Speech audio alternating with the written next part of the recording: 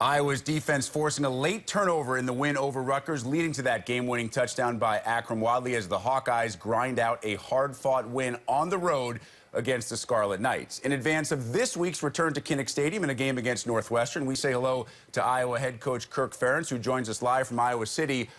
Kirk, I hate to start on the injury front, but unfortunately, that's where we do begin today. Matt Vandenberg, done for the foreseeable future with a foot injury. How do you make up for that loss production-wise at wide receiver? Well, it's an appropriate starting point. That's how the week started out here. Unfortunately, we had a late Monday workout, and unfortunately, Matt planted and a bone gave away in his foot. So it's just a tough thing, certainly. And anytime you lose a player, that's a bad thing, especially a senior. Matt's done such a great job for us. Tremendous young player. So, you know, just a really good person. His spirits are great. You know, he's out of practice today and doing well. And it's just like anytime guys get hurt, you know, it gives an opportunity for somebody else. Unfortunately, injuries are a part of the game. So it's going to provide more opportunity for some other guys, and we're confident guys will step up as a group and try to fill the void that Matt leaves. Since he became a starter, C.J. Beathard has played through injury and played extremely well. We saw against Rutgers, he ran it 10 times. He got hit hard on several of those runs. How fine is the line between needing C.J. to run for you to be successful and at the same time doing everything you can to keep him healthy? Yeah, we try to be smart about when we select to have him run, but then there's other times in the course of a game where a quarterback is going to pull it down and move around a little bit. So that, you know, that risk is always there. The first thing we can do is, you know, just try to protect a little bit better, and on the hits that are avoidable, see if we can't do a better job there. But playing football and playing quarterback, that's part of the game, unfortunately. Meanwhile, Kirk, another star, Desmond King, having a good year, but the numbers obviously don't compare to last year because teams are throwing away from him in passing situations. They're kicking away from him in punting situations. What can you and the staff do from an X's and O's standpoint to be able to allow Desmond to have the kind of impact he's capable of when teams are doing that? You know, I said that last January. Chances are he won't have the kind of numbers this year that he had last year. First of all, what he did was very unusual, very, very exceptional. But, you know, just because of that, people are going to, you know, be a little bit more mindful of him in terms of game planning, where they throw the ball, that type of thing. So, you know, from a defensive standpoint, we're just happy that he does such a great job. He plays his position extremely well, and that's what you ask of every player to do. Then on the flip side, you know, we're going to keep getting him involved in the kicking game. He had a great kick return, as we're seeing right now, last week, and we'll keep trying to work hard to get, you know, pop him free so he has an opportunity to make some good gains.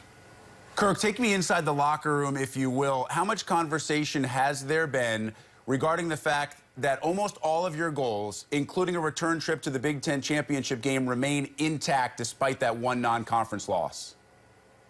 Well, that's exactly right. And anytime you lose, it hurts. It stays with you for a while. You know, we have a 24-hour rule like everybody else does, but, you know, it's hard to honor that when you lose a game. So the reality is right now we're a field goal away from being undefeated, but the bigger picture is we're a team that, you know, we really believe can improve a lot in the coming weeks. And if you look at us traditionally, you know, we usually don't play our best football in September. If we have a good team, it's a team that grows in October and continues to grow in November. So that's where our focus is, and just we're trying to take it on a daily basis. And, you know, if you do that, you give yourself a chance maybe to have some success later in the season. So that's where our focus has been, you know, basically on a daily basis.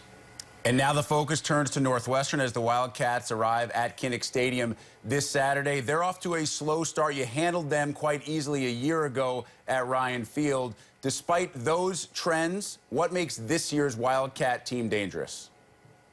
Well, you know, first of all, last year, and our team from last year is not here with us this year. So, and then the other part of that, you know, we certainly didn't expect that. I didn't see that coming. I thought we'd be lucky to get out with a 1-point win, quite frankly. And that's more representative of this series. We've played 15 times.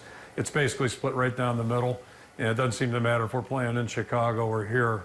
The team that plays the best is going to win. And I think that'll be the case again this week. They're 0-1 in the league.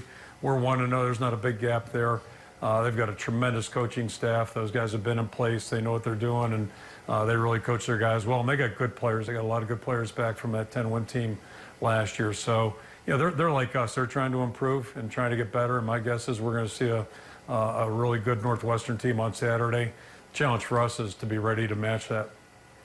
Kirk, you're a guy who I know pays attention to things outside of football as well, and so I'm sure you're aware of some of the controversy that's going around surrounding the Nebraska players kneeling down the national anthem and the conversation that's taking place about these peaceful protests. What's a coach's role in a situation like this if you are approached by one or several of your players? Yeah, and I mentioned our media yesterday. I got asked about that, and I visited with our leadership group on Sunday about it, just revisited the topic. We talked about it a couple of weeks ago, but there's certainly been a lot more discussion on it since that time. So I just revisited with them, and I think we're all on the same page right now. And, you know, from our standpoint, and it's not a mandate on my part, but it's an encouragement, I think, that to me, football is a team activity. We all, volunteer to do it. And then secondly, we're all lucky we're able to do it, you know, physically and get the opportunity. So, you know, the way I've always looked at it is, you know, when we do things, let's do them as a team. And I think our team's unified right now that, you know, we want to take the field the same way. We want to dress the same way. And when it comes to the national anthem, we're going to stand the same way and try to respect our flag. One of the great things about our country, and, you know, it's not even close to second place. We get the best country ever. One of the great things about our country is freedom of expression, and we all have freedom of lifestyle and all those types of things. And I think it's great for discussion to take place. To me, I'm not sure a football field's where it ought to be. You know, it's not the perfect place to demonstrate individual feelings or beliefs. But that's just our belief here, and right now we're all together on that. Iowa head coach Kirk Ferentz, kind enough to join us this morning on Beyond. Kirk, as always, appreciate the time. Thanks, Rick. Good to see you.